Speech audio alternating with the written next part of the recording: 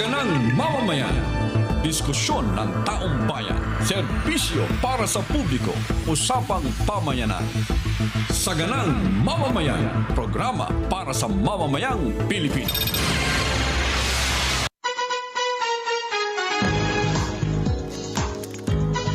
Araw na po ngayon ng Huwebes. Masayang Huwebes sa inyong lahat. Masayang Huwebes, Nelson! Oy, masayang Huwebes, Jen. Ngayon po ay Enero. Ayan, Enero 22. Tama, 2027. 6. Nagkagulo-gulo na. January 22, 2026. Huwebes. Yan. Ayan, sa mga babayan natin na nasa ibang dagat, anumang oras ngayon dyan, anumang petsa. Ha?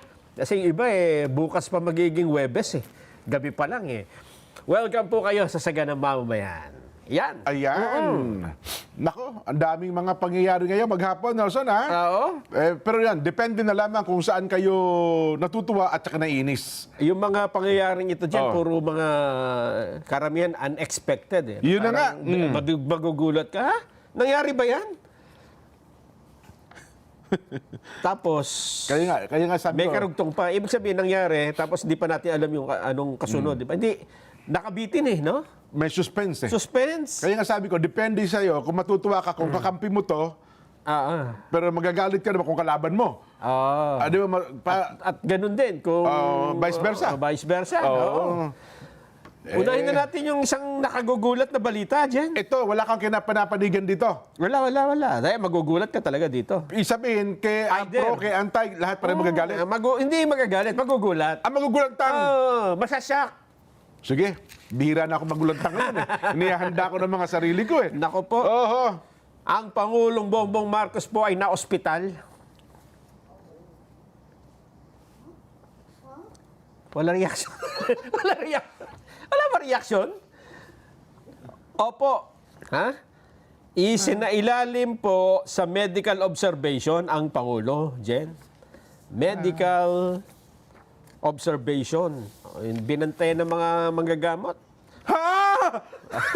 Late na siya. ano sa akin nag-delay Hindi mag-sink mag-sink in. in, hindi. Oo. Ano daw ang problema na Ang nag-anunsyo, siguro sasabihin mo, baka kung sino-sino naman Oo nga naman, alam mo naman ganyan Oo. Kung hindi rin lang naman official, hindi ko paniniwalaan yan, Ayan Nelson. nga, oo. Kasi ang dami ngayong mga fake news no? Lalo yung ganyan. Oo. Nagkasakit si ganito, nasagasaan si ganyan. Oo. Tapos ito, Pangulo pa ng bansa. Ito po, ang nag-anunsyo mismo ay si Press Secretary Yusek Anti-Claire. Anteclair. Ay, official nga yan. So, official statement for Malacanang ito. Oo. Sumailalim sa medical observation ang Pangulo kagabi. Hindi kagabi nakauwi ng magdamag dyan Ha? Oho, saan siya galing? Under observation Sa St. Luke's. So talagang dinala sa ospital talaga? Dinala sa ospital. Gabing-gabi. Galing sila sa? Sa Malacanang. Ganon. Pakinggan na lang natin siguro sige, yung sige, official pakinggan statement. natin. Yusek Claire Castro para malinawan ho natin. Ano ba talaga nangyari? We have an official statement. The President spent the night under medical observation as a precautionary measure after experiencing discomfort. His doctors advise rest and monitoring, and his condition remains stable. The President continued to carry out his responsibilities while under medical observation and has returned to Malacanang. Ano yan? Discomfort? Ngayon, tanong pa, isunod na natin. Ano ba ang tanong? Para sige. dire-diretso na. Tuloy pa. Sige. May we know what particular discomfort did the President experience last night? Hindi po sa atin na nabanggit kung ano ang particular na discomfort na kanyang naranasan. But ang maimportante po rito at dapat natin maipaalam sa ating mga kababayan na siya po ngayon ay muling nagtatrabaho at nasa Malacanang. Siya po ay nasa maayos na kalagayan at mamayang hapon po ay magkakaroon pa po siya ng 2 pribadong meeting. Okay, so does it mean that makikita rin siya ng public in the next few days, or should we expect the President to take it easy and stay in Malacanang for a while? Sa ngayon po ay may pribado mga meetings po, so makikipag-ugnayan na po siya sa iba. Ano pa? Hindi, kung gusto, sino pa magtatanong? Ako na sasagot. May phone-in question tayo. Sa line number 4. Number 4, Ay, tungkol anong katanungan? Ano po ibig sabihin ng discomfort? Ano po ibig sabihin po ng discomfort? Hello? Oo nga, kasi sinabi nung ano kung klaseng discomfort? Hindi daw binigay ko. Hello po, Mang Ernie. Line 4. Ano pong katanungan? Ano po ba sa Tagalog yung discomfort, Mang Ernie? Ano ba bang naramdaman nyo ngayon? Medyo makatikati po ang siko ko. Discomfort po yan. Balisa ho ako eh. Yan po. Isang discomfort din po yan. Ganon. Opo. Parang gusto ko miyat-miya nasa banyo eh. Ka Ernie eh. Ito Ganun po ang suggestion ko. Oo. Para kayo po ay mawalan ng discomfort, Maalis. Oo. magmuni-muni po kayo. Pumunta po kayo sa Cannon Road at mag-unwind. Baka lumala ang discomfort ko doon. Ingat lang po kayo kasi may nadulas na dyan ha? Mang Ernie, takot po ako sa height. Magiging balisa po ako doon. Di ko kaya ho doon eh. Oo nga, Ayaw ko nung matataas. Mahuhulog nga ho kayo doon. Nakaka-discomfort po lalo. Makadagdag po sa discomfort ko yon, Mang Ernie. Ito po ang mga kahulugan ng discomfort. Kasi siyempre, pagka nagtanong, ano ba yung discomfort? Para sa isang karaniwang mamamayan, mahirap po kasi manghula. Lalo kung medical term, no? Oo. Kasi sabi ng doktor daw niya, discomfort. Ito, kaya ho nagpa-research na rin kami. Ano ba yung mga pwedeng tawaging na kapag ka ang nagsabi ay doktor at sinabi niya, discomfort, kaya kailangan ng observation. Kailangan magpahinga. Oo. Una, iba't ibang klase po ito at hindi ito yung sinasabi na sa Pangulo. Oo. Ito maring kasi sabihan din kayo ng doktor ninyo na ano lang yung yan, discomfort lang. Ayun. Kasi baka mamaya sumakit lang. Kumukulo po ang tiyan ko, discomfort din yan. Oo, kaya nga ito nga. Ha?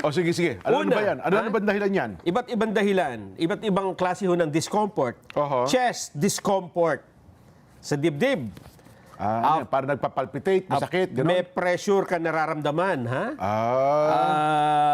Parang may dumidiin, sumisikip, may pumipiga. Fullness sa halip na malalim o tumutusok na sakit. Isa ito sa maaring problema mo ay puso. Ha? Ayan, medyo delikado daw yun kapag gano'n. Hindi naman masyado. Pero kailangan mo talagang obserbahan. Yun. Kasi kung minsan napagod lang. Yan Pwede. Kaya naman. Hiningal, gano'n. Yes, Umakit ka ng mataas. So yung tagod, chest discomfort. Chest discomfort. Yan, okay? Pangalawa, abdominal discomfort. Sa tiyan Ayun. naman, sa tiyan. Kumukulo ang tiyan. Yes. Sumasakit-sakit. Bloating, yung parang hindi ka makadighay, sabi nila, no? Mabigat ang pakiramdam. Ayun. Pwede rin po yan pagka sa loob ng tiyan, baka daw appendicitis. Medyo may masakit ng pasakit-sakit. Pwede rin naman na yung diarrhea, di ba? Yun na nga, oo. O kaya ay... Nga't gusto magbunta ng comfort room. Yan, oo. Pangatlo, neurological discomfort. Ba, sa ulo naman yan, neuro eh. Neuro. Oo. Ito daw parang may... Hindi ko maintindihan kung paano itatagal yung funny feeling. Parang may kakaibang naramdaman ka sa iyong mga limbs. Di parang yung mga tusok, yung parang, tag doon, parang kinikiliti ka, may pamamanhid. Yan. Parang kung minsan na-off balance. Ayan, para bagang pakiramdam mo may pakpak ng manok sa iyong... ganun ba? Oo. Kung minsan yung parang may mga kuryente. Yung mga ganun. Yung tik. Nararamdaman ko minsan yan. Ganon? Neurological discomfort pala yun. Pwede daw po ito dahil sa malubhang neurological incident. Ayun, Medyo... Yan ang mga sintomas, ano? Hindi naman ibig sabihin pagka naramdaman mo, yun na yan talaga. Yes, Eto pa, respiratory discomfort. Huminga. Totoo yan, totoo. Kasi yung sa mga trangkaso, Yung ubo, sipon, lagnat nga. Yung super flu. Oo. Yung isang araw nga sa amin, akala namin emergency, Tapos sabi nung nurse, "Ako, dali nyo na po sa ER yan, takbo nyo na, ganyan. Lumipat ng doktor, medyo may edad. Ay, pangkaraniwan po iyan. Ayun. Sa panahon ngayon, parang gano'n. Ay, sabi ko, ay, naku. Ninervous sa mga kasama. Pinagano na lang yung, anong tawag doon? Yung oxygen. Hindi yung sa Mehika. Nebulizer. Pero yun naman, hindi naman. Antibiotic lang, tsaka konti magaling din, may depende sa doktor eh. Baga yung una kasi nag-react yung nurse. Hindi naman nurse talaga. lang kasi siya. Nurse, kasi wala yung doktor eh. Ayun. Pero ano daw mga triggers niyan? Wala bang sinabi ko anong mga triggers? Halimbawa, yung abdominal discomfort. Pagka may nakain kang hindi mo natunaw kaagad. Yun ang ibig ko sabihin. So ano pwedeng mag-trigger doon sa mga discomfort na yun? Iba-iba. O baka kumain halimbawa ng talaba. Yun. Lalo kung sa gabi, Yan ang delikado number yan. one, no? Oo. O kaya naman ay nalipasan ng gutom, di ba? Ayan. Yung bang- Hyperacidity. Yung nalipasan ka ng gutom, tapos bigla mo nilantakan yung kain. Ako, malimit nangyayari sa akin yan. Gutom na gutom ka. Pwede rin stress dyan eh, di ba? Yung pagka kumain ka, Ayan, oo. tapos stress ka, hindi ka natutunawan, di ba? Kasi iba yung iniisip mo. Minsan din yung sobrang take ng gamot. Oo, Di ba? overdose. Yan, overdose. Oo, yung kuminsan, nag-take ka na, tapos nakalimutan mo, nag-take ka ulit. Oo, naulit. Di ba? Ano bang gamot ang pinag-usapan natin dito? Yung gamot na. Bawal na gamot? Hindi. Yung totoong gamot? Yung, lima sa high blood. O kaya naman sa maintenance. diabetes. Pati mga Yung vitamins, Yan, pagka oo. nasobrahan ka niya. Kasi minum ka ng hapon, tapos bago ka matulog, minum ka ulit, parang yung bumaba yung sugar mo, doon sobrang baba niya. Ako, nakaka-discomfort din talaga yan. Ayun nga. oo. Yun bang, parang pakiramdam mo, hinang-hina ka. Di ba? Oo. So, hindi na niliwanag, yung discomfort. Basta sabi na lang, may discomfort, pero wag daw kayo maglala. Nakabalik na daw eh. Back to normal na ang Pangulo. Normal. Oo. Pero alam ko ay malalaman naman natin yan in the coming days. Kasi ano yan eh, a matter of national security. Totoo. Ay, yung kalagayan ng presidente. Yan ay nasa konstitusyon yan. Yung simpleng kalagayan ng Pangulo, dapat alam ng taong bayan. At ina yan eh. Talagang isinasa publiko. Yes. Ganitong may mga medical bulletin pang inilalabas yan eh. Sabi naman ng Arnold Barceles, Nelson, sabi niya, discomfort can be physical or psychological. And is characterized by an unpleasant feelings resulting in a natural response of avoidance or reduction of the source of the discomfort. Pain. Yun daw, pananakit. Pain is one of the causes for discomfort. Ayan. But not every discomfort can be attributed to pain. Yes. Yan. Baka may yung ngipin mo, nangingilo, sumasakit. Di ba? Discomfort ka rin talaga dyan. Yes. Ayun. Pero, salamat po, Ka-Arnel, sa pagtulong ninyo. Bagamat kapos man kami ng mga tauhan, kayo po ang kayo po ang pumupuno ng aming production team. Ay, salamat po ng marami. Ayun. So yan. Abangan natin. Huwag tayong mainip. Yan ang po ilalabas nila. Ha? Sigurado yan. Pero okay na naman sa kagabi lang. Sabi, makikita nga daw natin eh. Ha? pero para dalhin mo sa St. Luke's, medyo marami din na talaga dinala pa pala sa ospital, no? Oo. Para siguro talagang Kasi nga uso talaga sakit ngayon. Sabi ko nga, yung super flu, lahat tinatablad. Lalo pang Pangulong Bongbong, Nelson, ha? 2 beses ito nagkaroon ng COVID, ha? Di ba matatandaan mo? 2 beses nag-critical ang Pangulong Bongbong nung uso ang COVID. Ito pa, Jen, ang nagkaroon ng... Akala mo, Pangulo lang ang nagka-discomfort? Bakit? Ito, sa Senado. Maraming may discomfort ngayon. Daw? Ayan sige, ikaw na tumawag. Tako! Muntik na raw pong magkasunog sa loob ng Senado ngayong hapon. Naku po. Na-discomfort daw po mga nasa loob ng gusali. Sigurado. Nako, talaga naman. Ano nangyari, Mar?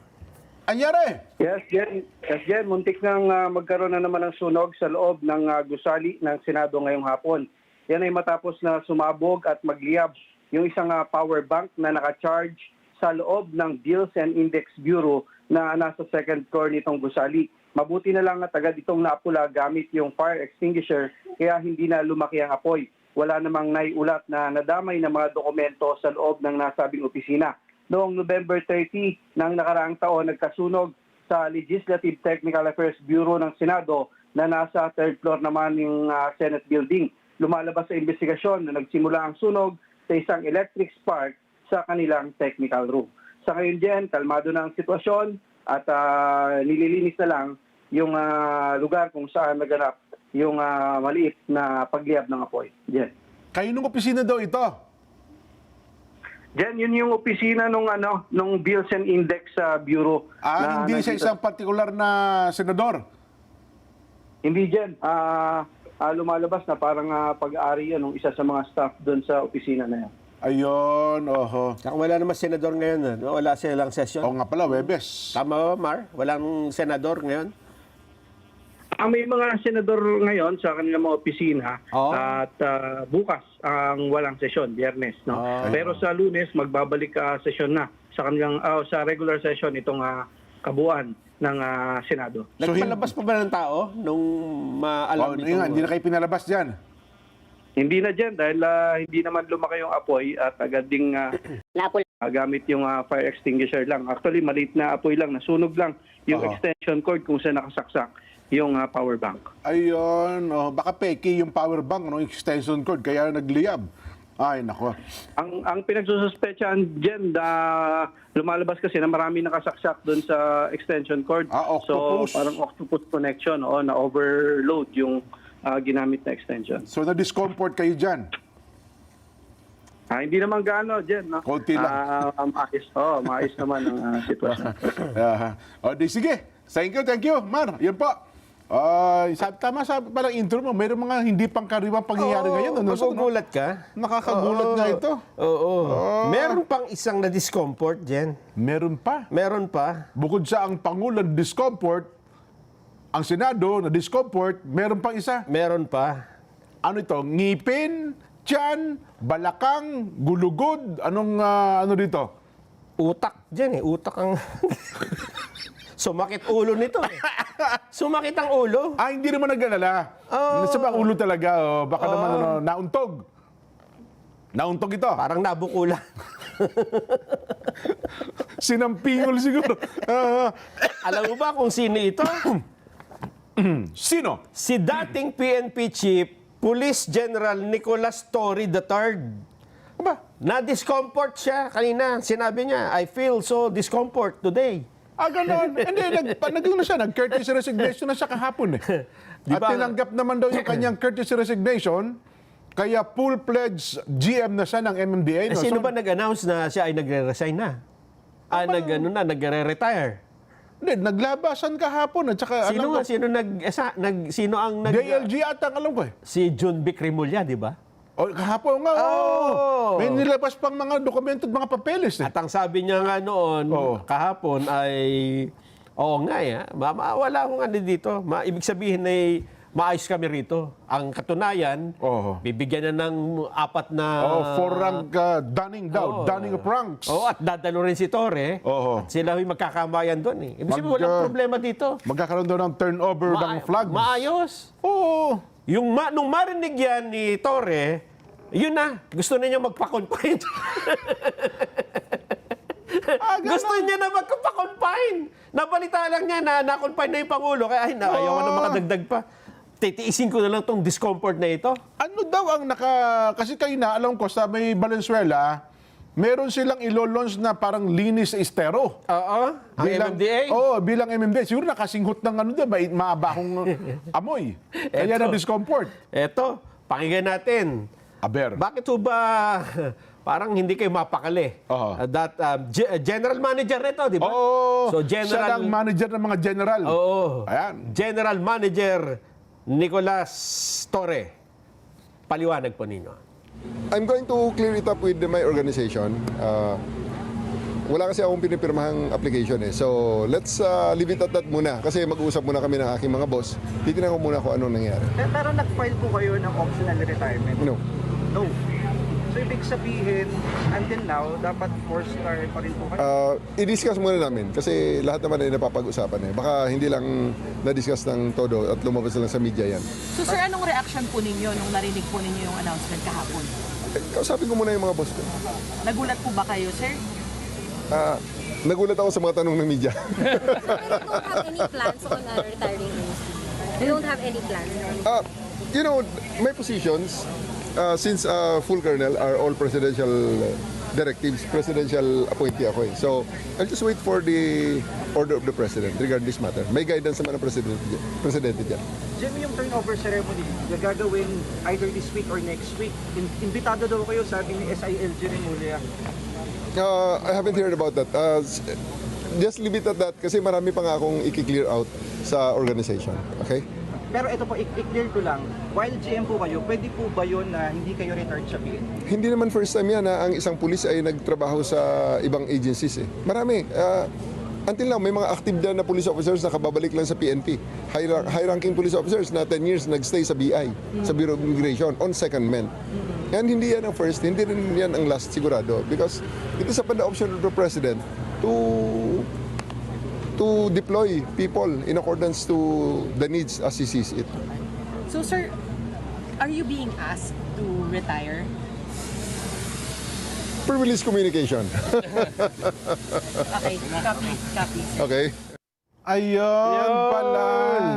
Yan, nag-announce din pala kahapon yung Napolcom, si Boy Kalinisan. Oo. At sinabi rin ni Secretary John Vic Na nag-file daw ng kanyang optional retirement. at inaprubahan na ng Napolcom. Sino kaya pumilap ng optional retirement? Ayan yun, Inaprubahan. Naprubahan, Ano yung aaprubahan kung wala ka, hindi ka naman nag-a-apply?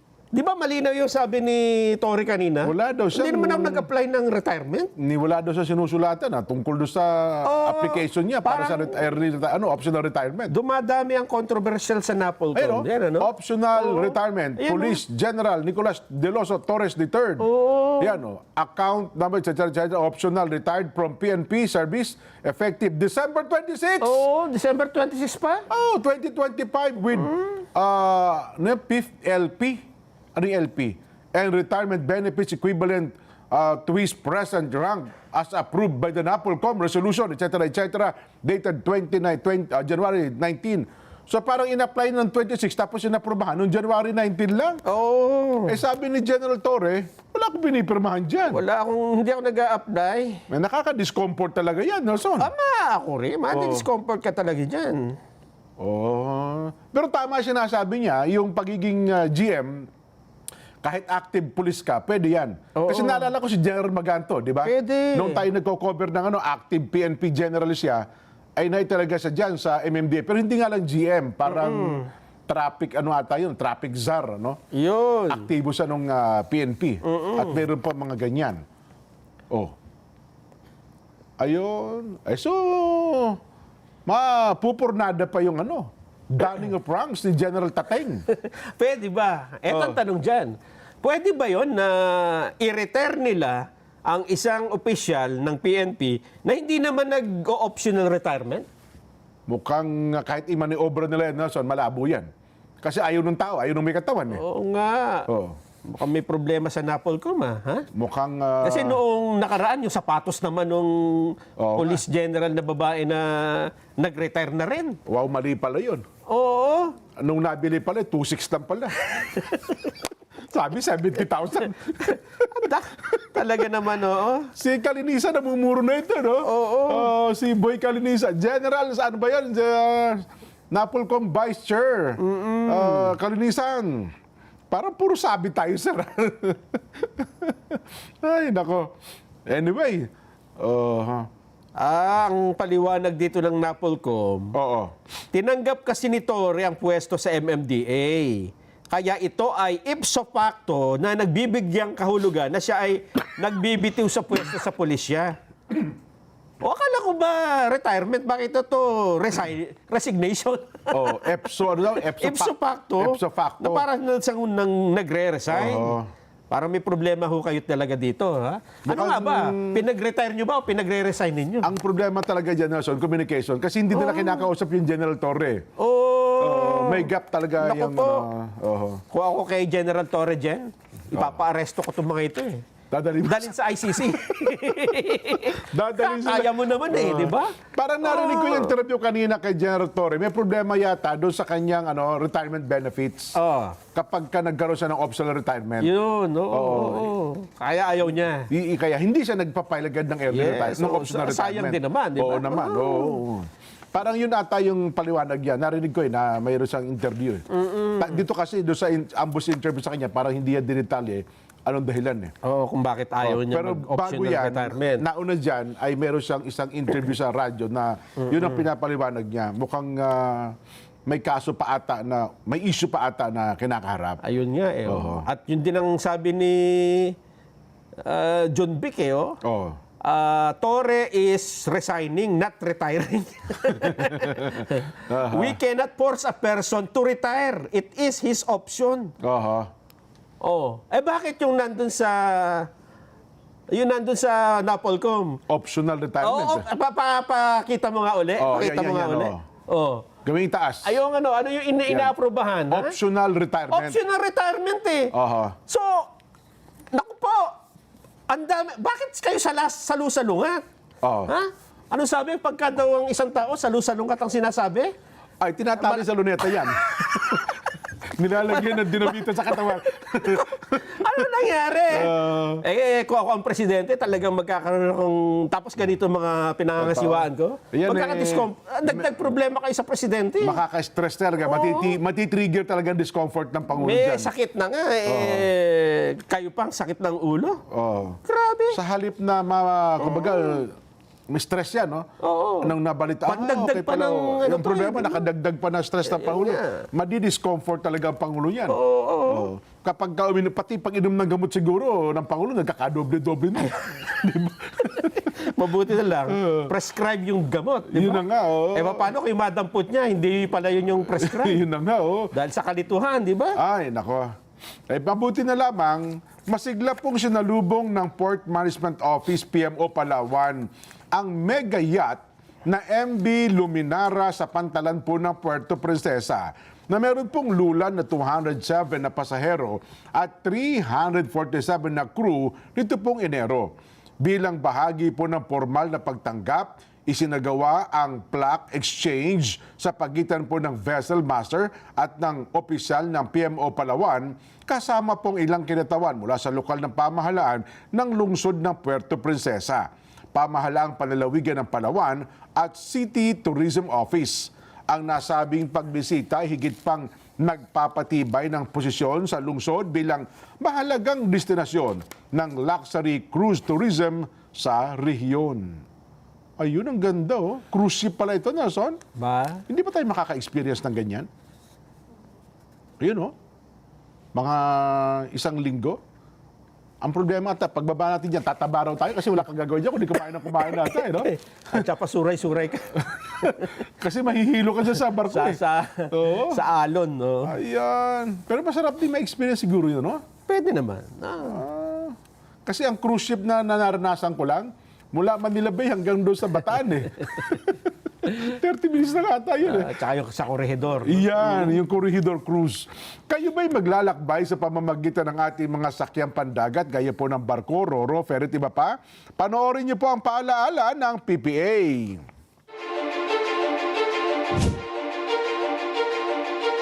The Philippine Ports Authority, or PPA, is the nation's premier maritime agency, steering the course of progress through the archipelago's vital ports and harbors.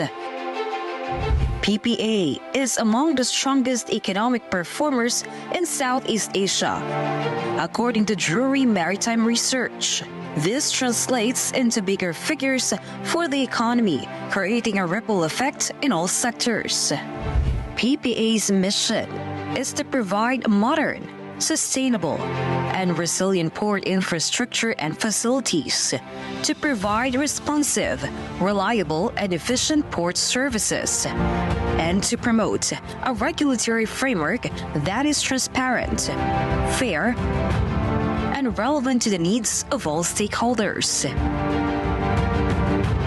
To keep pace with the global trends and improve operational efficiency, the PPA has implemented various technological upgrades. Mas maganda lang pong bumiyahe ngayon sa ating mga pantalan dahil nakita naman po natin mas madali na, mas convenient para sa lahat. Lahat po ito ay bahagi ng ating pagsasaayos ng ating mga pantalan para na rin po sa matagal ng hinahangad o nire-request ng mga pasahero natin na gawing mas maganda at mas kaaya-aya po yung mga pantalan natin, lalong-lalo na po yung mga terminal para po sa lahat. Legasiya po nating lahat ito na tayo ay makakaalala so many years from now na tayo po ay naging bahagi ng pagpapaunlad po dito sa pantalan.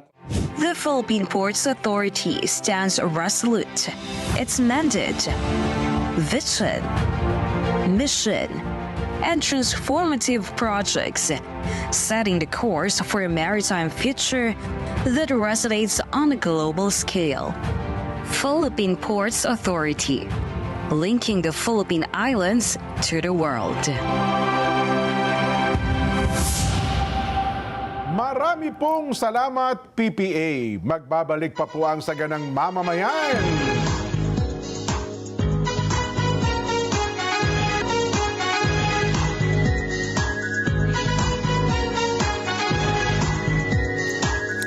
Mga kapatid, mga kabarangay, mga kasambahay, mga ka-SGM, panaloklak na.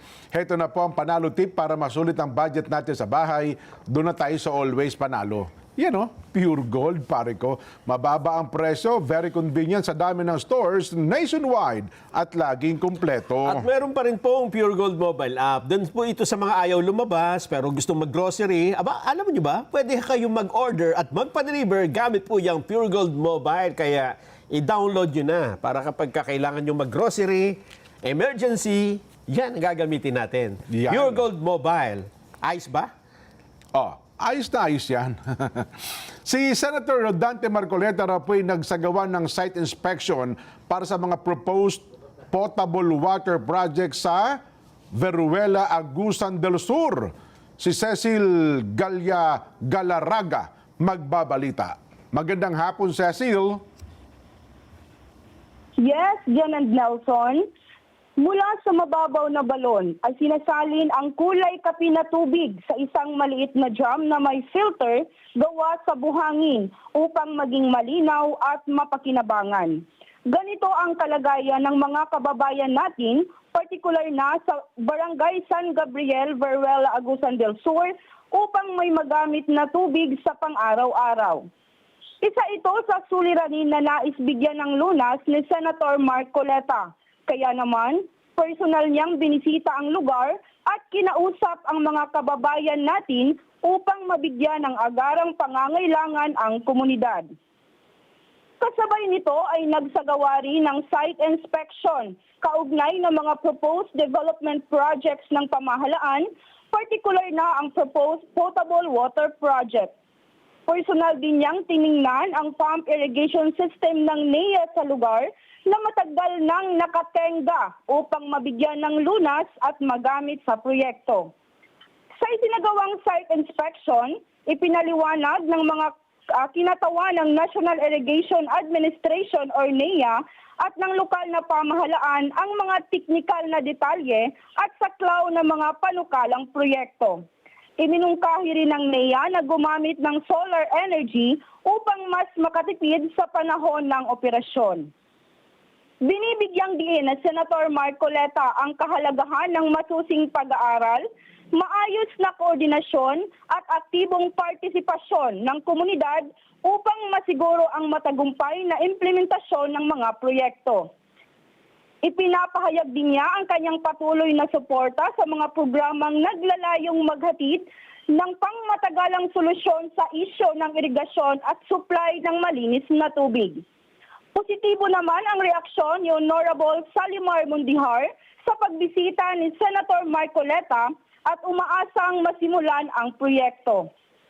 Sa kabuuan, ang pagbisita at site inspection ay nagsisilbing mahalagang hakbang sa pagsusulong ng mga proyektong inaasahang magdudulot ng kaunlaran, mas maayos na kabuhayan at mas mabuting kalusugan para sa mga mamamayan ng Barangay San Gabriel, Veruela, Agusan del Sur. Mula rito sa Veruela, Agusan del Sur, Cecile Jonola Galaraga para sa Saganang Mamamayan. Maraming salamat, Cecil, mula po sa bahagi ng Agusan. Ano, ha? Kaya mantakin mo, Nelson, na meron pa palang bayan tayo na hanggang ngayon, wala pa rin malinis na inuming tubig. Ay, totoo. Totoo yan. Di ba?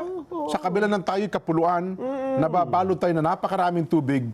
Pero ang tao, wala pa pong, may mga lugar pa palang walang malinis na inuming tubig. Huwag na tayo lumayo. Saan ba to? Agusan del Sur? Oo, yun. Malayo to, di ba? Oo, malayo. Mindanao. Oo. Pumunta ka na lang ng Zambales dyan eh. Ganun ba? Walang pa rin. gripo dyan eh. Kanya-kanya ng tayo ng ano dyan eh. Poso, yung deep well, ano? Oo, kanya-kanya ng tayo pa. Ganun pa rin. Wala Doon sa amin water kasi, district dyan. doon sa may Santa Cruz, meron na. Meron, pero may Water oras. May water district na. Meron yata, parang bumabayad sila. Pero may oras. Oo, buti pa kayo doon. Pagka nakalagpas ka ng oras, wala na. Oo, marami pang ganyan na walang water district. Dapat yan yung luwa at saka yung NEA mag-uglo, no? Lapit-lapit, di ba? Kaya nga. Galing sa balon, kakakuha ka ng tubig, tapos padaanin mo, ipipilter mo sa buhangin na malinis. Tapos, ganun lang dun. Ganun buhangin lang ang ginagamit. Magkakasakit yung mga yan. Madidiscomfort yung magtiyan ng mga yan. Discomfort. Nako. Mukhang si Secretary John Vic Rimulya ay nakadiscomfort. Kasi ang sabi niya ngayong araw na ito, yun nga, di ba? Yung he is not retiring, so there's nothing we can do. We cannot force a person to retire. Hindi niyo pwede pilitin daw yung tao na mag-retiro. It is his option.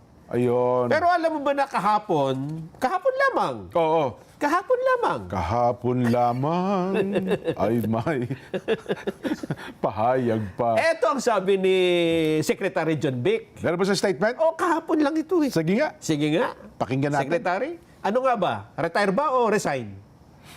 Actually, retired na po si General Torre. Yes. As of yesterday. Kailan po ang aasahan namin na go ninyo? Wala pang schedule si Presidente. Siya mismo ang magda-done. So, siguro anytime next week, may donning na siya. Tsaka proper turnover. I-invite namin si General Torre na mag-handover ng flag kay General Nartates. We want to clear the air. Gusto namin yung buong police force unified. Gusto namin ng PNPA at saka PMA. Bumalik ang relation sila. Gusto namin yung isa na lang ang hanay dito. And more higit sa lahat, dapat pakita natin na stable ang police force. Ayun. Hindi nahagip yung simula eh.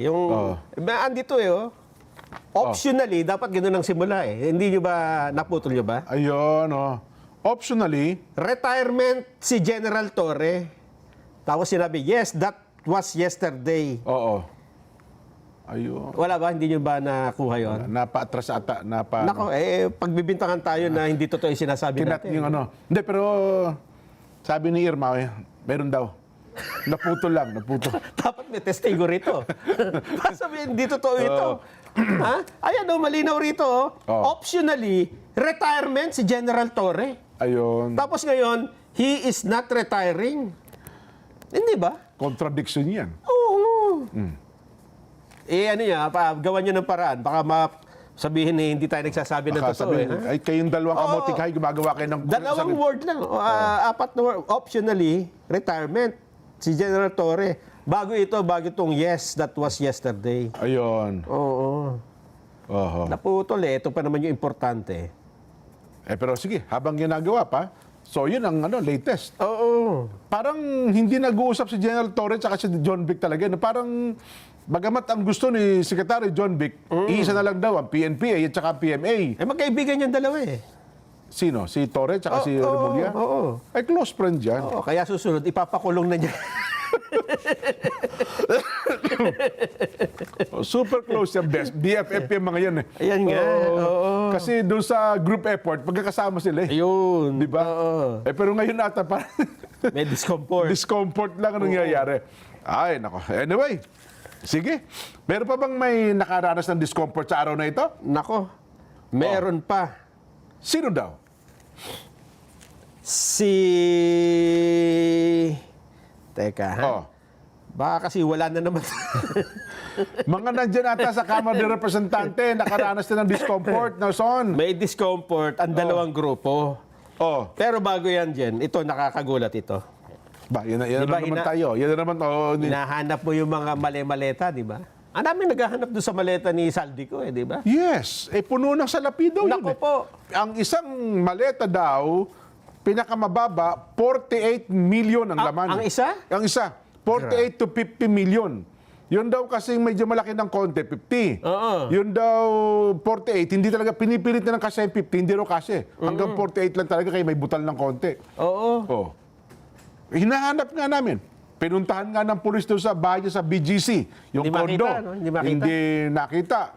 Pinuntahan sa Sagingan, doon sa may kabila, hindi din napunte. Wala doon sa Sagingan. Hindi rin nakita? Hindi rin. Pinuntahan daw doon sa Taal Lake. Sa ilalim. Sinisid. Sinisid sa Taal Lake. Wala din. Wala makita. Buto daw ng manok ang nakita eh. Nasaan ba nakita? May nakita ba? May nakita na! Ayan ang sinasabi ko. Alam mo kung nasaan? Nasaan? Nako. Walang makapag-iisip na doon pala ilalagay yung maleta na yan. Ay, kaya siguro baka hindi matagpuan. Kasi kung minsan, hanap ka ng hanap kung nasaan, di ba? Hindi mo pa alam, nasa tongki lang pala ng ilong mo. Teka. Sa number 30? Forbes Park? Nandun ba? Hindi pa yata. Hindi pa nabibili yata? Wala doon. Ganon? Doon nga dinideliver, ba't dadalhin doon, di ba? Sa Aguado yan. Ay, hindi, nabanggit din doon. Natural, aalisin nila yan doon. Sa ano yan? Siguro. Saan nga? Parang lapit lang? Dito ka magugulat. Napakalakas ng loob. Andun pala yung maleta. Saan mo niisip yung konti, no? Saan nga? Nag-iisip tuloy ako, ha? Sa batasan, sa House of Representatives. Hindi ka makikita, may mga gwardiya doon eh. May mga bantay doon. Hindi ka makapasok. Hindi, tsaka nakabantay doon, may gwardiya, may Marines, may SAP. Ang dami. Maraming mga gwardiya doon. Hindi ka basta-basta makakapasok doon. At ang mga gwardiya doon, nakasubaybay lagi sa atin. Kilalang-kilala tayo ng mga gwardiya dyan eh. Andun nga may natagpo ang maleta. Natagpuan. Ano naman, pera? Eto, may ebidensya eh. Nakuna ng video dyan. Yun CCTV. Sabi natin eh. May papakita natin sa programa? Mapapakita natin yan, no? Baka mabigla tayo dyan. Baka sabihin nyo, wala na naman. Pinaglololoko nyo kami, laging wala eh. Hindi kasi yung CCTV, marami dyan sa camera, maraming CCTV dyan. Ito nakunan talaga ng video. Kitang-kita yung maleta. Dadalhin eh, para itatago ata kung saan eh. Ganon? Oo, parang nakita kong saan dadalhin eh. Ang dami nga nakaabang na ano. Ganon. Siguro ebidensya sa camera yan. Makikilala mo yung mga kasama sa likod. Ano pa yata yung Chabit eh. Ba? Nagtaka ako pa. May naganawa Chabit kasi si Chabit naman, hindi lang maleta dala niya, arbor car yan. Oo nga ano. Tingnan nga natin. Inihanda pa yung video. Sabi nga, ine-edit pa eh. Report muna tayo. Ang tindi na ng susog ko. Wala. Report mo na. PG Padulyon, iginiit na huwag madaliin ang proseso ng pagkapakulong para hindi na maulit ang nangyari sa akwital ng mga big fish noong PDAP scam. May katwiran din naman, ano ha? TJ Mendoza, magbabalita. TJ. Jen and Nelson, hindi kailangan madaliin ang proseso. Yan ang naging sagot ni Prosecutor General Richard Padulyon sa agam-agam at tanong ng publiko kung kailan nga ba makukulong ang mga tinaguriang big fish sa likod ng maanomalyang flood control projects. Matatanda ang noong Martes, isang dating mambabatas na ang nasampulan at ngayon nasa kustodiya na ng New Quezon City Jail matapos nga hainan ng warrant of arrest at kusang sumuko sa pulisya noong Lunes. Jen and Nelson, tila hindi pa rin naiibsan ang galit ng taong bayan kaya ang Justice Department muling iginiit ang timeline na aasahan ng publiko sa pagpapanagot sa malaking isda o malalaking isda sa naturang kontrobersiya. Dagdag pa ni Padulyon, Jen and Nelson, mukhang ngayong linggo o sa susunod na linggo ay mahahainan na ng sabpina si Senador Jinggoy Estrada at correspondent nito sa plunder case ang dating Public Works Secretary Manuel Bonoan. Jen and Nelson. Yung big fish Senator Jinggoy at saka si Secretary Bonoan, ganun ba?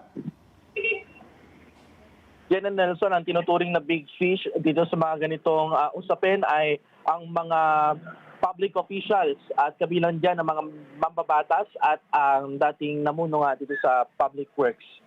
Yun nga, ang gusto yung tukuyin na big fish na kakasuhan nila, yung matibay na kaso, next week ay si Jinggoy at saka si Secretary Bunuan, ganon? Tama, Jen and Nelson, no? Pero yun ay, ang nabanggit kanina ay isasampi na pa lamang sila para dun sa mga plunder case na sasampi na. Oho, pero parang gusto din nila ang tuluyan, ano? Yung Joel Villanueva, wala silang binanggit doon, isasampi na rin ba? Jen and Nelson, kung di tayo nagkakamali, ay tumanggap pa o sumasa ilalim pa sa preliminary investigation itong si Joel Villanueva, kung kaya't tumadaan pa siya sa iba pang proseso dito sa Sandigan Bayan at sa DOJ.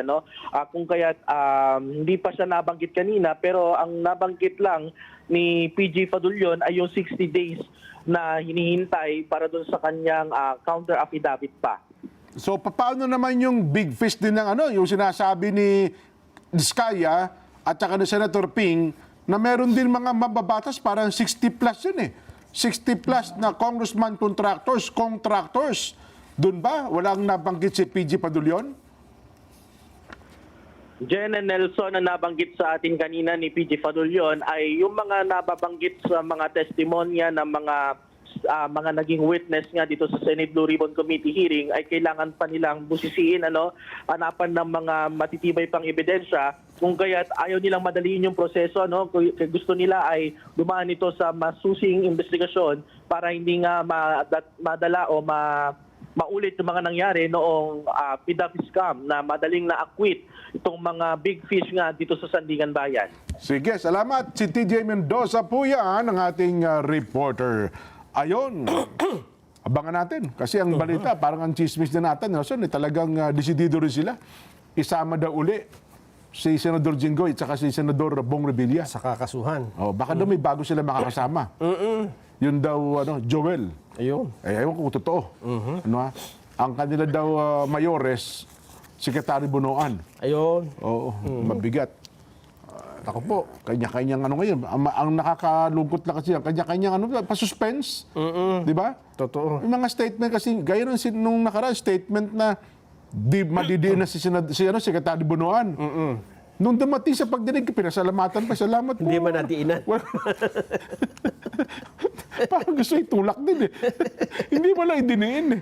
O, yan na, Nelson. Yan ang sinasabi mo. Nakita ang maleta sa kamera. Oo. Ano to? Maleta ni Saldico? Sino may dala ng maleta? Hindi ko medyo gumagalaw-galaw yung video dyan eh. Ito na po, mga kababayan. Pero baka sa TV nyo malinaw. Sa pagtingin ko, hindi ko masyadong maaninag. At kinumpirmang yun yung maleta na yun? Maleta talaga. Ba? Sige nga, panoorin nga natin. Video. Chabit na ito. Oo nga. Attorney, ano po yung maleta na yan? This is our complaint. Complaint. Isang maleta ng complaint. Okay. Good afternoon. Kasama yung ebidensya in our complaint. Yung complaint. Ayun, maleta pala ng complaint. Complaint ba yan? Hindi pala maleta ng salapi. Mali yung video na i-play. Oo. Yan ba yun? Maleta ng complaint? Oo, maleta pala ng complaint. Anong complaint yan? Yan ata ay complaint laban sa Pangulo. Impeachment complaint ata, Nason. Inihain ba niya grupo niya na Mike Defensor? Oo. Meron ka bang yan? Yung detalye noon? Meron. Oo. Kasi yan, nag-file sila ng impeachment. Ito si ba yung lalaki? Sino nga ba ito? Si Luna? Yan, Chavit Singson, Mike Defensor, si Paras. Sino pa? Retired General Hermogenes Esperon Jr. Okay. Andyan din. Attorney Ferdinand Topacio. Okay. At iba pa, Chavit Singson, Mike Defensor, Jacinto Paras. Hindi, yung may hawak na yung may dalang maleta, sabi ito yung maleta ng complaint. Ito siya, kilala, ano pangalan ito? Nasaan yung may hawak na maleta? Ano pangalan na? Ito may hawak na maleta. Si ano yan eh? Nakalimutan Ay, ko. oo nga. Nasa dulo ng dila ko si dating... Oo nga, sino yan? Nawala. Pero hindi yan Attorney... Mamaya, maalala ko bago tayo magtapos. Mga 5:59. Pero hindi yan tinanggap dyan. Ha? Paano di tinanggap? Actually, ang nag-file sa araw na ito, dalawa. Oo. Nauna yung Makabayan Black. Nag-file Yes. sila ng 3 articles of impeachment. Oho. Sumunod itong grupo ni na former Governor Chavit. Oo, tama. Ang problema, nang dalhin nila yan sa ano opisina yung tumatanggap dyan? Office. Yung SecGen, Secretary General, kay Ayun. Ma'am Sheloy Garafil. Wala daw si SecGen, wala yung... Wala si Attorney Sheloy Garafil? Wala, nasa Taiwan. Kaya hindi... Ay, hindi na siya official ng Taiwan ngayon eh. Hindi matanggap. Parang nagpunta ata. Ganon? Dati siyang MECO chairman eh. Baka may inaayos na mga papel doon. Ganon, retirement benefits. Hindi, pero yung Makabayan, tinanggap. Hindi rin. Walang tinanggap Wala talaga. tinanggap Baka today, ako naman eh. Oho. Baka nga naman kasi discomfort na ang presidente tapos meron pa 2 impeachment complaint, di ba? Ayun, oho. Di nagpangita yung 2 grupo. Hindi, kasi maaga yung yung Makabayan. hindi na sila nagtagpo doon. Ayun. Oho. Ang problema dyan ay may nauna na nag-file, di ba? Yung si Attorney Andre De Los Santos. De Jesus pala. Tsaka si Nisay. Nung Lunes ba yun? May endorsement ka agad eh. Itong kina Chavit, wala pa yata nag-endorse na congressman. Kasi puro sila former di ba? Oo nga, Mike DePesor, former congressman, Chavit. Tapos si Cathy Binag. Ito naman si Tino. yan yung una, mas maaga ito. Yan yung una. Makabayan Black ito. Makabayan Black, andun sa likod si Ito yata ang nag-endorse. So dapat ang i-endorse kagad ng Makabayan congressman. Oo, maraming congressman. Yan, Lisa Masa. Makabayan Black congressman. Yan ang nag-endorse. So, dinala nila dyan. Pero hindi rin... Hindi rin tinanggap kasi wala nga si SecGen. Sinabi na hindi nila... wala daw si Kaya iniwan na lang. Nery Colmenares. Yan. Senator Reyes. Dyan din. Kaya pa nakatalong kong malungkot sila. Ganun pala yun. Pag wala yung SecGen, hindi pala pwedeng tanggapin. Ayun nga daw sabi nila, bakit hindi yung tatanggapin? May bukas naman yung opisina. Oo nga naman. Kung tatanggapin lang naman, bawal pala yun. Ang magiging problema natin dito, paano na yung 1-year ban? Di ba? Kung una nang tinanggap yung na-file nung isang araw. Pero hindi pa naman ata formally na parang magsisimula tayo. Pag tinurn over na kagad sa Justice Committee, Doon sa committee na? Sa committee. Oo. Doon ata magsisimula ang 1-year ban. Paano yun? 3 na ito. Parang Una-unahan ba yan? Lalagumin nila yan. Magkakaroon ng yan. Ang problema, magkakaibang grupo ito naghain na ito. Siyempre, sasang-ayon kaya sila lalagumin. Yan ang isang problema. At discomfort ng mga nag-file ng impeachment. Hindi ho kasi tinanggap. Ayun. Paano siya dadalhin yung maleta ng ebidensya? Baka iwanan na doon. Si ata yun Manuel Luna ba yun? Parang gano'n Manuelito Luna. Ayun, Si nga yun, Attorney Manuelito Luna. Dati yung, ano bang committee niya dati? Yung grupo?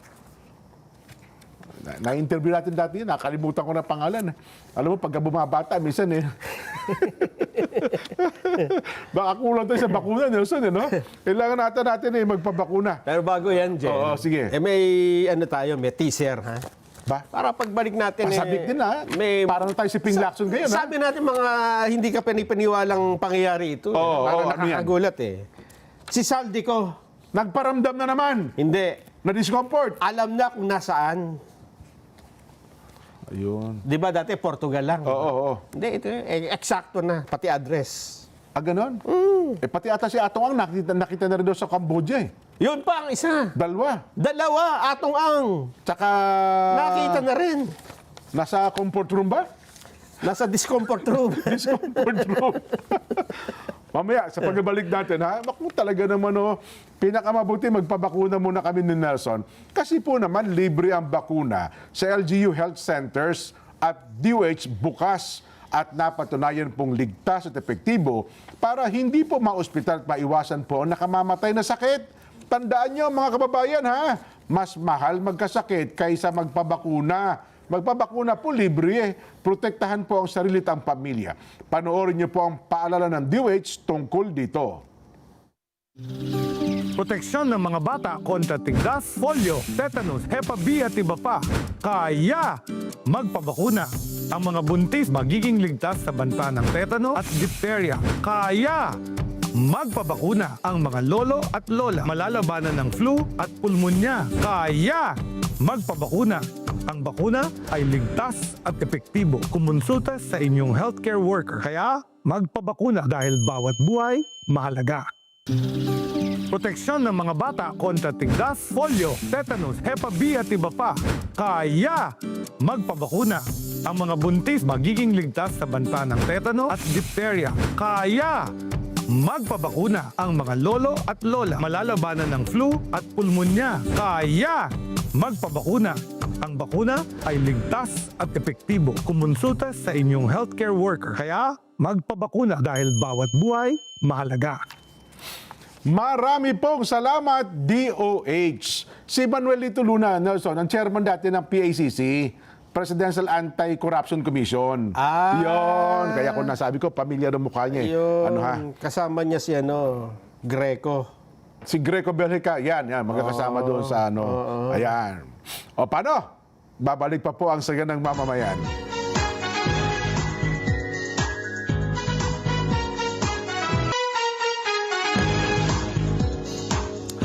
Gamit po ang inyong mga remote control, i-scan po Net25 sa TV menu at pagkatapos mascan, piliin po ang Net25 HD mula sa listahan ng mga channels. Let's get together na sa panonood ng mga programa, lalong-lalo na po ng Saganang Mamamayan.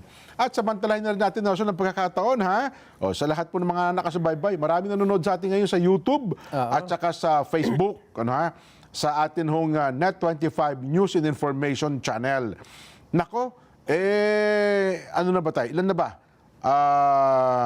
Nakaabot na ba tayo? 985,000, Nelson. Ayun. 15K na lang po. Ganun ba? 15K na lang. Wow, yayaman na tayo. Yayaman na po kami ni Nelson. Aabot na po ng 1 million subscribers sa YouTube.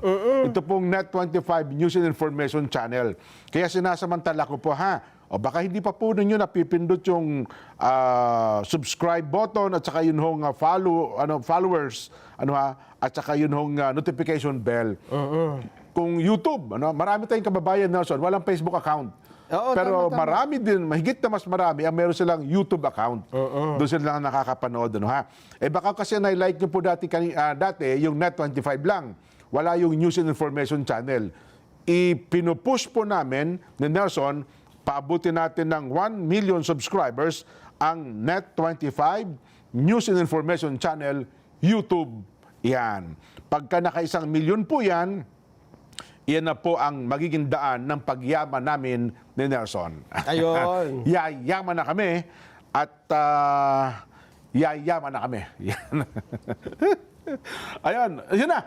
Ano na nangyari kay Saldico at saka kay Charlie Atong Ang, Nelson? Bago yan, Jen. Eto na. May breaking ka na naman? Alam na kung anong nangyari sa presidente. Yung discomfort? Discomfort. Pa? Sa dito, sa tiyan, Jen, sa tiyan. Sa tiyan? Nangati. Meron siyang meron siyang, eto sinabi mismo ng Pangulo gastroenteritis. Baka siguro i-report ni Madeline Villar ito. Maya-maya.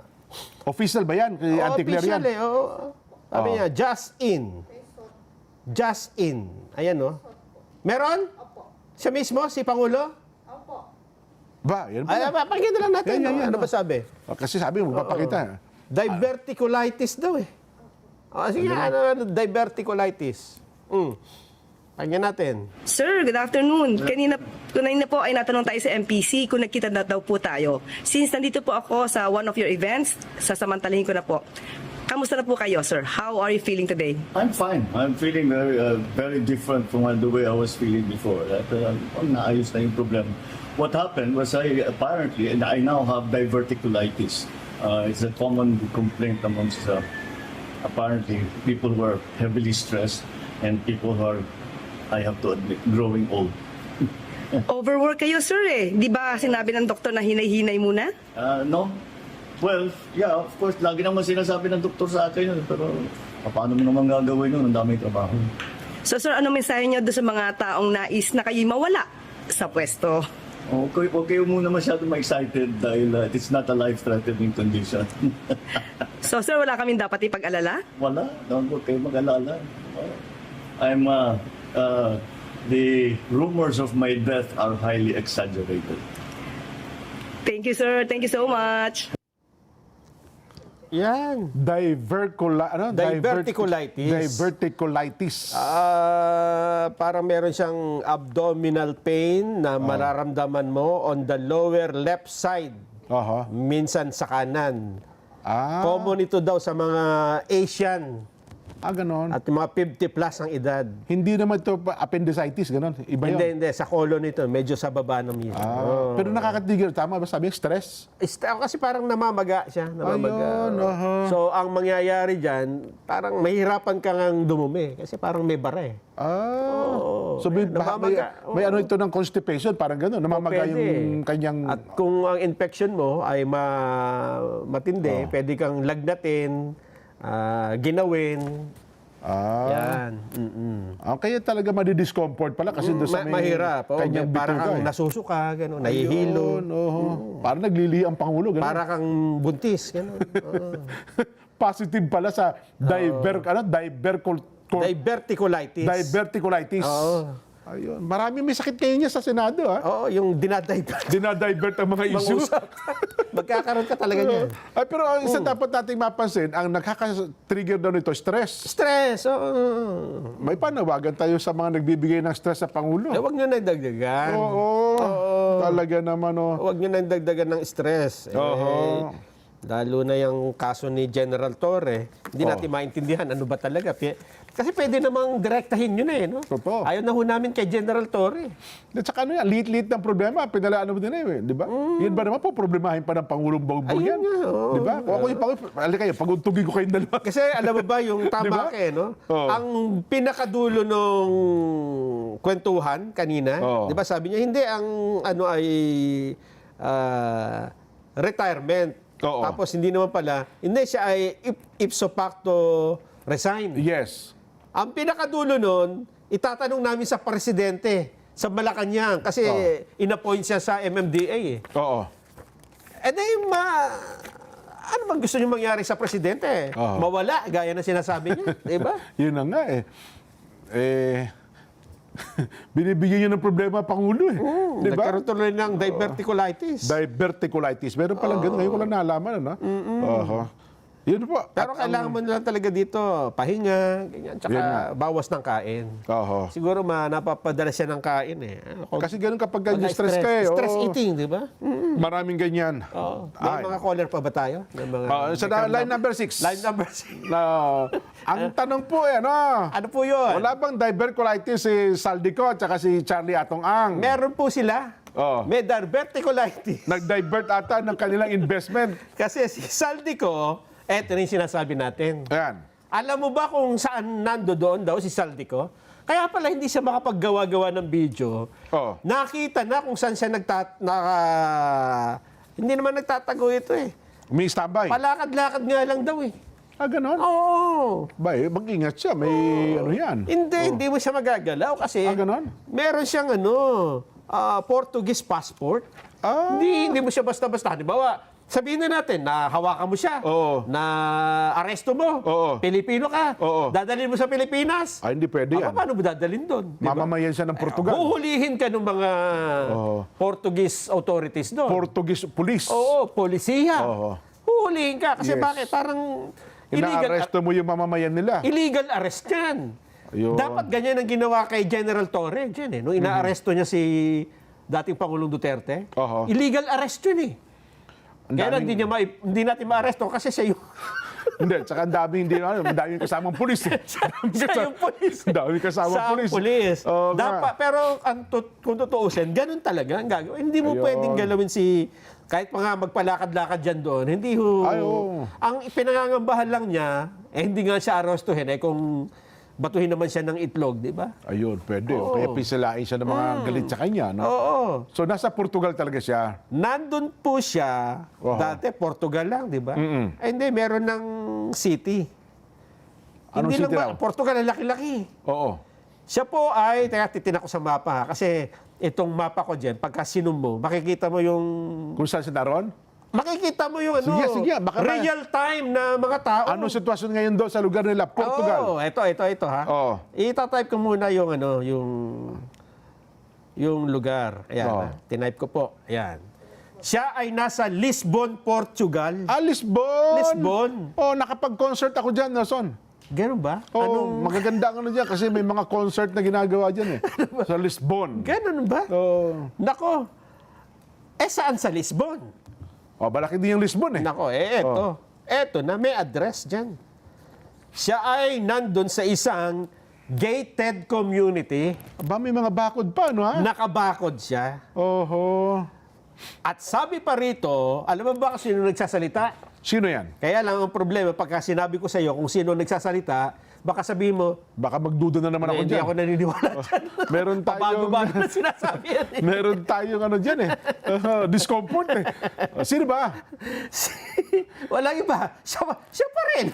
Ganon. Lahat na yata ng balita, kasama siya. Sabi ko sa iyo Si DILG Secretary John Vic Remulla. Kita mo. Kita mo ng mga pormahan ni Secretary John Vic. Nasa Portugal siya. Pang 2028, yan, poster. We are pretty certain. Nasa Lisbon siya. Certain, ha? Isang gated community. Halos hindi lumalabas ng bahay. Talaga. Parang may nakatutok na CCTV, no? Oo. Parang nasa labas ng bakod si Secretary John Vic kung makapagsalita, no? Parang nakasungaw doon sa gate. Tapos? Ang problema nga, hindi natin makuha kasi walang extradition treaty. Ayun. Meron isang statement tungkol naman kay Charlie Atong Ang. Ano din update niya? Eto pa. Yan. Ituloy mo na. Nasaan si Atong Ang? Oo. Eto, may address din dyan. Sabi ko sa iyo, makukuha na ng Secretary John Vic ang 10 million. siya na, ikaw na. Malamang so, Secretary, pabalato naman dyan. Alam mo ba kung nasaan si Atong Ang? Nasaan, Secretary? Ito daw, Jen, ay dumaan sa fire exit. Fire exit? Labasan ng apoy yan. Backdoor. Di ba fire exit? Nasa likod nga pala, backdoor. Backdoor. Oo. At nagpunta ng Cambodia. Ayan sinasabi ko. Cambodia. Ayan, may information na nasa Cambodia. But that's raw information kasi nag-set up siya ng online sabon. Nagtinda lang ng sabon dyan sa Cambodia. Online sabon. Sabon ng kanya. Ay, nako. Ayaw na rin niya ng sugalan. Ayaw na niya. Sabon na. Parang legal na. Online sabon sa Cambodia. Alam ko, bawal ang sabong doon eh. Bawal. Bawal ba? So, online sabon. Oo. Dahil andyan kayo naglilipatan ng mga hubs. Hub. May sabungan din scam dyan. hub. Dyan sa Cambodia. Pero ang manok kasi dyan, yung walang balahibo sa leeg. Yung mahaba ang leeg ata ng pinaglalaban nilang manok dyan. Kaya ngayon, iimbestigahan ni Secretary John Vic, alam mo kung sino? Sino yan? Yung Bureau of Fire Protection dyan. Mga opisyal ng Bureau of Fire Protection. Kasi pinadaan sa fire exit? Pinadaan sa fire exit. Hindi binantayan. Talaga naman, nagkatagni-tagni na. Kaya pala... Akala ko, pulis ang pinababantayan kasi daw pulis ang nagbabantay kayo, no? dumaan sa backdoor, sa fire exit. Nakalagay dito, exit. Fire exit yun eh. Bumbero nga doon. Bumbero nakatakas. Sasalo doon. Yari kayo. Bureau of Fire Protection. Nako. Galit na galit siya sa Bureau of Fire. Nabanggit ko na, mga 20, 40 daw atang pisa lang pasisibak niya. Baymantakin niyo sa loob ng isang taon, 15 billion ang ano. Ako naman sa tingin ko, baka bloated naman yun. Alin? Yung 15 billion daw ang kinikita ng mga pisalis ng Bureau of Fire. Sa mga kotong-kotong? Oo daw. Ewan ko kung totoo. Kasi merong fire code piece yan eh. Baka sinama niya pati yung bayad sa fire code. di sana nakakita na tayo ng mga opisyal ng Bureau of Fire na mga bilyonaryo. Oo nga. Parang hindi wala naman masyado. akong nakitang gano'n. Ano? Tsaka kung meron medyo, ang mga ano lang dyan, yung mga ex-inspector. Yun, oo. Hindi naman umaabot sa mga... Kita niya, siyempre, yung mga supply, fire trucks, fire equipment, etc. Yung karaniwang mga kontrata. Pero hindi ko alam kung aabutin talaga ng bilyon-bilyon. Kasi yung fire collection nila, taon-taon, bilyon talaga. Yun yung pumapasok sa national... hindi na pala sa National Treasury. Pumapasok, kasi meron na tayong batas ngayon na ng fire code fees ay pumapasok na sa pondo ng Bureau of Fire Protection, direkta na. Ganun ba? At nagagamit na nila sa kanilang mga aktibidad. Yun. Yun ang alam ko. Pero huwag kayong mag-alala, ha? O bakit daw? Kasi si Atong Ang ay, ang kanilang pakiwari dito ay susuko anytime. Malabo Alam mo yan. ba kung bakit? Bakit daw? Kasi isinuko na niya yung mga baril niya. Ang dami palang baril niya. Oo, marami. Oo, kasi kung ito ay walang intensyon na sumuko, hindi niya isusuko itong mga baril. Sino ito nagsuko ng baril niya? Wala Yung nga siya. abogado niya. Ayun. Oo, kasi kapag may kaso ka pala, ay tinatanggalan ka ng lisensya. Yes. So, inaalis yung karapatan ng maghawak ng legal na baril. Kasi ito naman ay ano din ito, Jen, ha? Parang legal strategy ng abogado. Kasi tinanggal mo ng lisensya, di ba? Oo. Magkakaroon sila ngayon ng pagkakataon, yung polis, na mag-search warrant. Hahalugugin yung bahay mo. Hahanapin itong mga... Kasi may mga baril yan. Oo, para wala nang discomfort na gano'n. Inuna na nila, sinuko na kagad. Sinuko na nila yung mga baril. Tama din naman. At sabi ng abogado, ang susunod daw ng mga isusuko ay yung sapatos ni Atong Ang. Nako, mamahalin yun. Mamahalin. Tapos medyas. Tapos pantalon. Nako, di pagsuko dyan, wala na sa fruit dyan pag nagkataon. Underwear. At yung damit. Wala na. Pag kahit sumuko Kaya yan. ang hinahanap na lang katawan ni Atong. Grabe, no? Pero ako sa tingin ko malabong sumuko yan. Si Atong. Si Atong Ang. Palagay ko nga. Aanin ko parang yung pera ko, bilyonaryo ko. Diba, sa pagtaya pa nga ni John Vic, nung kasagsagan ng isabong, kumikita siya ng 1 bilyon kada araw. Nako. Kita na niya yun, minus lahat ng mga etc. Wala nang 1 billion per 1 day? billion per day at 3 years. Mas malaki pala kita dyan kaysa sa DPWH. Pero yung kasi kanya... Delikado. Totoo yun. Delikado naman. Sabi mo na sabi mo na wag ng 1 billion a day. 500 million na lang a day. Kalahati na lang. In 3 years. Ang tindi pala. No? Diba? Ganun kalaki yan. Diba? Malamang wala ito sa Cambodia. Dyan. Oo nga. Baka nasa Portugal din yan. Bakit magtitis? Bakit magtitis ka sa Cambodia? Ako sa tingin ko, kung hindi sa Lisbon yan, baka nandun sa Portugal. Ay, kapitbahay. Saldi! Parang Kaya nga. kasi doon ka na rin sa safe mo, di ba? Ba't ka pupunta ng Cambodia? Ay, nako. Nabanggit mo na rin lang naman yung mga proyekto na yan. No? So, di ba nung nakaraan, yung pagkaka-aproba natin ng 2026 national budget, isa sa pinagtalunan dyan, yung pondo sa pagpagawa ng mga classroom, na hindi na ibibigay sa DPWH, kundi ang DepEd ay makikipag-MOA na sa mga local government units para direkta na yung pondo, LGU ang mag-i-implement. Sila nang hahanap ng gagawa. Yes, meron ng latest dyan, Nelson. Anong latest? Nagkaroon na pala ng MOA, Memorandum of Agreement. Ito po, napagtibay na po ng DepEd ang bagong Memorandum of Agreement. Kasama po, ito, yung mga local officials upang pabilisin na po ang pagtatayo at pag-aayos at pagpapaganda ng mga pampublikong silid-aralan, classroom. Ngayon daw pong 2026 national budget. Di ba ang budget nga ng DepEd ay 1.3 trillion. Nasaan na? At dito ay parang almost 200,000 classroom ang kinakailangan ay mapunan nila. Yun daw palang ating backlog. Ngayon po, ang kasunduan daw po ay kasunod na rin ng direktiba ng Pangulong Bongbong Marcos na pabilisin po ang paghatid ng basic education facilities. At sinasabi po mismo ng Secretary Sani Angara na yung MOA, Memorandum of Agreement, ay pinalakas daw po sa pamamagitan ng koordinasyon ng DepEd at ng LGU local government units at matukoy na po yung prioridad na paaralan. Halimbawa, ikaw mayor, gobernador, saan dito ang priority mo na magtayo ng eskwelahan? Sila natutukoy, Nelson. Ayun. So, alam na nila kung saan nila itatayo yan. Ano ha? At paglalaanan na rin po ito ng pondo, bibigyan na rin po ng resources at pagpapatupad na po ng mga proyekto para sa classroom sa sumusunod daw po sa National Education at Infrastructure Standards. Yan. Habang sinasaalang-alang ng mga lokal na pamahalaan ng kanilang mga pangangailangan.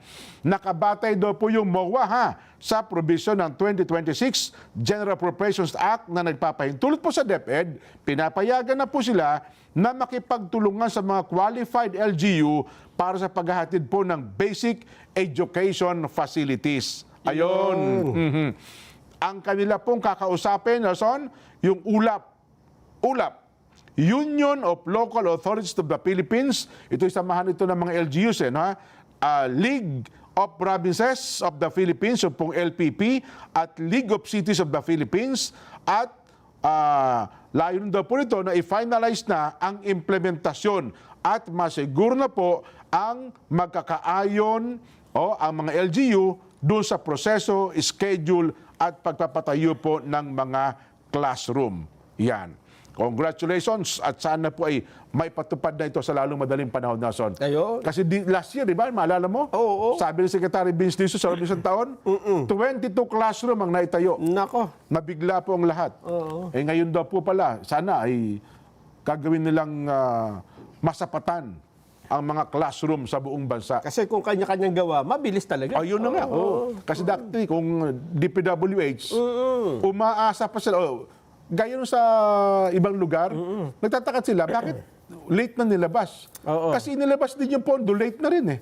Hindi ba sila makapag-bid ngayon ng proyekto? Tama. Ngayon, nasa DepEd na, tapos LGU, maaga nila may papalabas yan. Ayun. So may tinatawag pa dyan yung bataresan eh. Ayun, yung mismo mga nanay, mga tatay ang gumagawa ng eskwelahan. Yung bago magsimula ng class, ng klase, di ba? Brigada eskwela. Brigada eskwela. Yung kayang-kaya ng mga barangay yan. Pero at least ngayon, kung may pondo na eh. Hindi na sila aasa sa DPWH. Ayan. Pinakamabuti, batiin po natin ng happy birthday kay Risa Sumailo ng Cubao, Quezon City. Risa, nandiyan ka lang pala sa Cubao, masarap ang pansit dyan eh. Ay, happy birthday na rin sa'yo. Ayan. Isa lang? Oy, alam mo bang apakalamig daw pala kanina? Kanina? Naramdaman mo ba nag-19 degrees Celsius tayo sa Quezon City? Kaninang umaga, paglabas ko, alam ko lang parang humahangin. Malamig yung simoy ng hangin. 19.6. Ganon. At sa Baguio ay nag-11 degrees Celsius. Wow! Ang lamig nito. Sa La Trinidad, Benguet, naging 12 degrees. Ang lamig talaga, ano? Dito lang sa may Tanay. Tanay Rizal, oo. 17.2. Nako. Ganda. Sarap na lamig. Aircon ito, ano? Sigurado ito ay ano pa. Yun kayang Tagaytay. Simula pa lang ito, Baguio, simula pa lang yan. Hanggang kalakitnaan po ng Pebrero yan. Sigurado bukas mas malamig pa yan. Kaya doon sa mga madaling sipunin, madaling ubuhin. Nako, yun lang, ingat kayo. Baka magkaroon din kayo ng discomfort. Mag-face mask kayo at saka mag-jacket. Ayan. Pero sa South Korea, negative 14. Ay, oo. Grabe naman. Doon. Di ko kaya yun. Bikin na ni Resty Bugarin kanina umaga, negative 12 eh. Kita mo, negative 12 pa sila. Sa Sindorindong. Tapos mahangin pa. Negative 12 na mahangin pa, di maninigas ka dyan. Tapos may nagbiro sa'yo, pinitik yung tenga mo. Talasik yan, pare ko. Tumigas eh. Ay, nako. Okay na tayo? Yan. Sa mga may discomfort, ha? Magaling po tayo lahat. Huwag kayo ma-discomfort. Ang maganda panlaban sa discomfort, less yung stress. Tama. Bawas stress. Ayan. Ito na po ang ating palatuntunang Saganang Mamamayan. Ang programa ang paborito ng bayan. At sa umaga naman, alas 5, mga balitang kompleto, totoo, yan po naman ang 100%. Bye!